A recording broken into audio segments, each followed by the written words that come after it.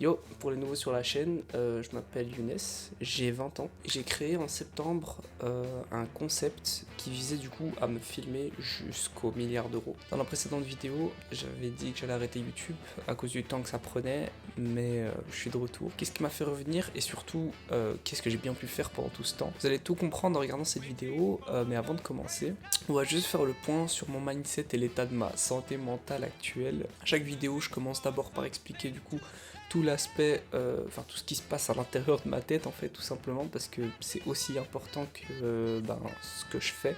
Et ensuite j'explique les choses concrètes que j'ai faites étape par étape de manière assez précise.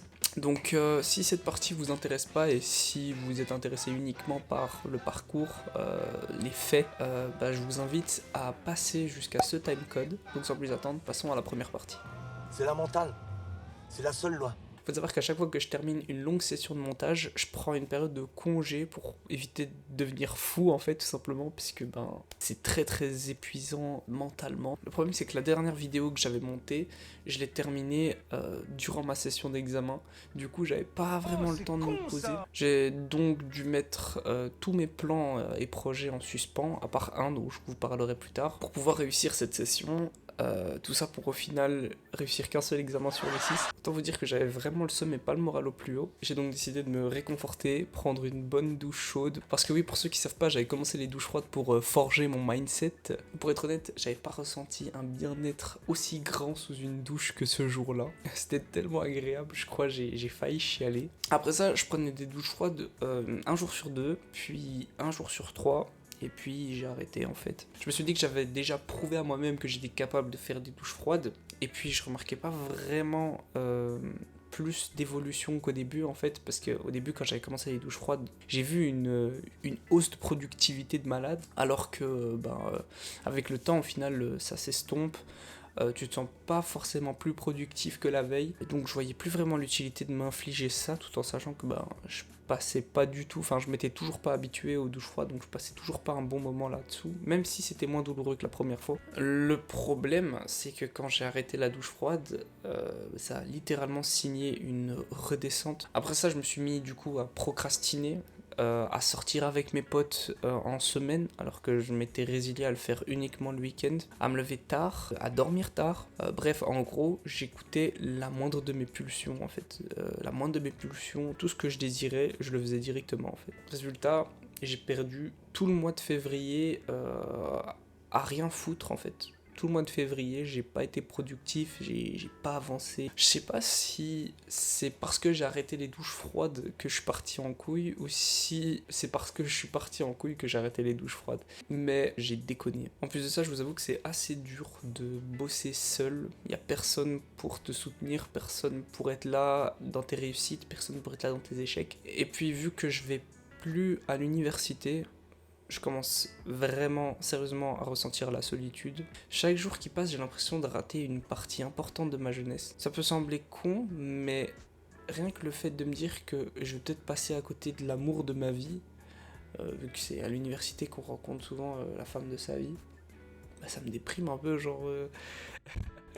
Mais bon, même si j'ai beaucoup procrastiné pendant tout ce temps, j'ai pas rien fait pour autant.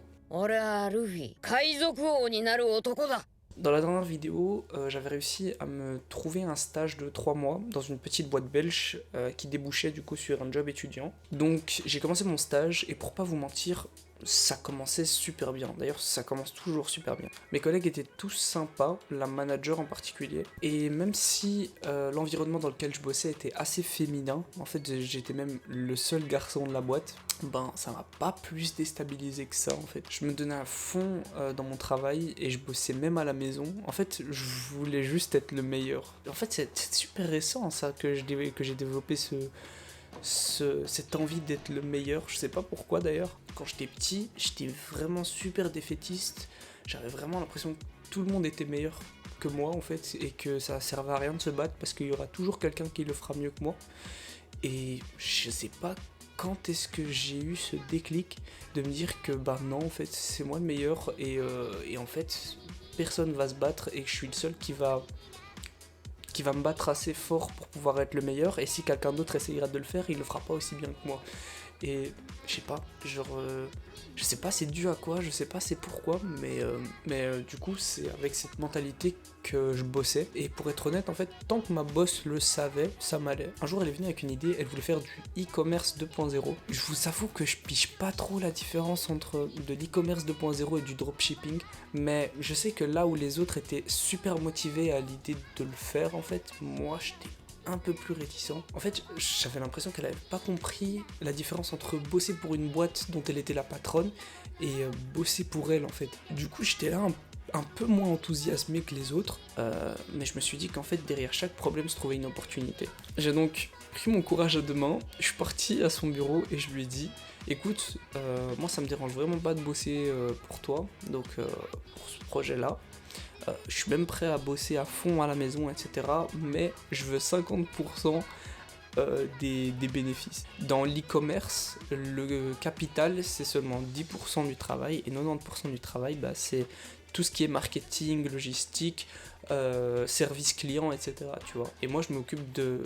Du coup, moi, je te propose, je m'occupe des 90%, toi, tu fais les 10%, et on fait 50-50, tu vois. Au final, c'est super avantageux. Elle m'a alors sorti un discours de oui, mais moi, je veux t'apprendre à gagner de l'argent. Donc moi, je te propose de faire des paliers, donc 10% jusqu'au premier 1000 euros, 20% jusqu'à je sais pas quel palier, etc., jusqu'au 50%. Déjà, à quel moment t'apprends à avoir envie de gagner de l'argent? On apprend à faire de l'argent, on apprend la valeur de l'argent, mais on n'apprend pas à avoir envie de gagner de l'argent, enfin c'est juste inné. C'est pour toi que j'ai envie de faire ça, moi j'ai envie de t'aider, donc je vais accepter à condition qu'on fonctionne par palier. Donc je te propose qu'au prochain rendez-vous on en parle. On va faire un petit bout de papier qu'on va signer tous les deux, histoire d'officialiser ça entre nous, et on est des gens de parole, donc en vrai ça devrait suffire. Donc le temps passe, moi je suis tout excité de lui parler des paliers et tout. J'ai réfléchi pendant une semaine en me disant non, peut-être que je devrais faire ça comme ça, peut-être que je devrais lui dire ça comme ça. Donc j'y réfléchis, puis un jour, heureux comme un con, j'arrive à son bureau, et elle me prend à part et on discute. Donc je commence et je lui fais: écoute, donc moi je te propose pour les paliers 10% jusqu'aux 1000 euros, 20% jusqu'aux 2000, 30% jusqu'aux 3000, 4% jusqu'aux 4000 et 50% jusqu'aux 5000. Jusqu'à plus encore, tu vois. Et elle me regarde moins souriante que la dernière fois, elle me fait: ouais, mais en fait, moi ça m'intéresse pas, c'est pas du tout bénéfique pour moi. Toi t'es mon employé et y a pas de délire de 50% avec ses employés. Et là je me suis dit: pourquoi est-ce que tu dis que tu penses à mon intérêt? Pourquoi tu dis que tu fais ça entre guillemets pour moi? Tu me fais espérer tout ça pour au final me dire ça. Enfin, genre, tu savais pas y réfléchir avant. Et puis surtout, en fait, ce qui m'a surtout choqué, c'est qu'elles disent c'est pas bénéfique pour moi. Mais pourquoi est-ce que tu dis que tu penses à mon bien si c'est pour ensuite me dire que tu penses à tes propres intérêts à toi? En fait, pour expliquer pourquoi j'étais un peu plus upset, c'est parce que elle m'avait littéralement dit: tu sais, moi je pourrais très clairement faire ce business-là avec des proches à moi, des amis à moi, qui ont plus d'expérience que toi dans le business, etc. Mais moi j'ai envie de te donner la chance de le faire, etc. Donc en fait, elle a vraiment insisté sur le fait qu'elle était perdante dans l'histoire, mais qu'elle voulait m'aider. Et c'est pour ça que j'étais vraiment: mais what the fuck, meuf, genre c'est quoi ce retournement de... c'est quoi ce retournement de veste? Et en fait, à ce moment-là, je me suis senti super con, en fait. J'ai juste réalisé qu'il y avait que dans les films où il y avait le patron qui essayait d'aider le petit jeune qui est ambitieux et entrepreneur, tu vois, genre... en fait, je la voyais vraiment comme ça, je pensais qu'elle allait vraiment m'aider du coup à devenir entrepreneur, tu vois. En fait, ce stage à la base, c'était pas du tout pour améliorer mes skills en compétences commerciales et communication, marketing. Non, à la base, c'était surtout pour être auprès d'une entrepreneuse et ou entrepreneur, et du coup voir en fait voir comment ça fonctionnait, voir comment on gérait une boîte, tu vois. Et en vrai, ça m'a appris une belle leçon. Il faut toujours se méfier des gens qui disent que ils font ça pour votre intérêt, en fait. Genre vraiment toujours. Parce que de manière générale, et surtout dans le monde de l'entreprise, chacun pense qu'à sa gueule. Chacun pense qu'à sa gueule, et ça, je l'avais oublié en fait. Et après ça, du coup, comme si c'était pas suffisant, elle s'est mise à lister tout ce qui allait pas chez moi. Alors, faut savoir que la plupart des choses qu'elle me reprochait étaient assez légitimes. je connais pas beaucoup les codes de l'entreprise, du coup, j'ai peut-être dû être un peu maladroit sur certains bords. Genre par exemple, une fois je me suis ramené un t-shirt alors que c'est une marque de luxe, du coup il faut venir en chemise. Mais il y avait vraiment aussi toute une partie où elle soulignait des choses uniquement pour me décrédibiliser. Par exemple, elle m'avait reproché d'avoir corrigé ma manageuse quand on devait encoder les prix. Parce qu'elle m'avait dit c'est 70 € et moi je lui ai dit t'es sûr c'est pas 69,99 tu vois. Et je lui ai expliqué qu'en fait c'était juste un malentendu, que moi je m'étais juste posé la question parce que je suis pas habitué à avoir des chiffres ronds dans le business. De manière générale on met un centime en moins histoire de convaincre entre guillemets l'inconscient des gens, parce que 69,99 ça paraît moins cher que 70 €, tu vois. Et elle me dit t'as beau me dire ça, moi je pense surtout que tu voulais la corriger.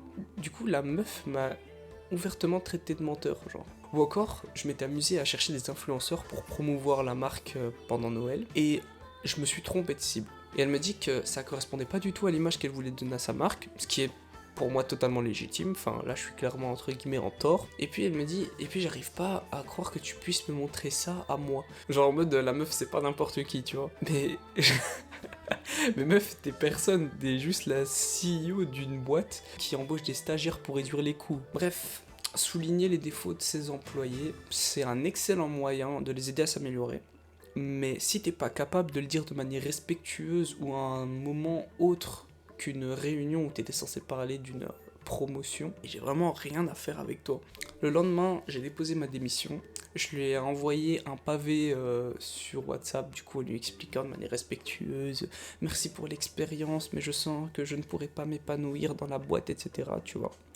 Et elle m'a laissé en vue. Je pense que la politesse, c'est pas son fort non plus. Mais bon, vous commencez à me connaître, je suis pas du genre à chialer sur mon sort ou à me contenter d'un plan A. Sans me vanter, je me suis préparé à ce genre de scénario. Du coup, j'ai un peu préparé mon départ en amont. Quelques semaines avant ma démission, il y a un club de ma fac, le Student Entrepreneurs Club, qui avait organisé un événement, la Startup World. En gros, c'est un événement qui invite différentes startups, la majorité belge, pour ne pas dire la totalité, à présenter du coup leur start-up aux étudiants. C'est juste l'occasion rêvée en fait de parler avec des CEO, de se faire un certain networking et du coup de potentiellement trouver un job. J'ai donc fait le tour des CEO, même s'il y en a certains à qui j'ai pas pu parler malheureusement, et il y en avait deux qui me semblaient atteignable, ou en tout cas qui était intéressé par chercher de nouveaux collaborateurs. La première startup m'avait invité à la contacter du coup en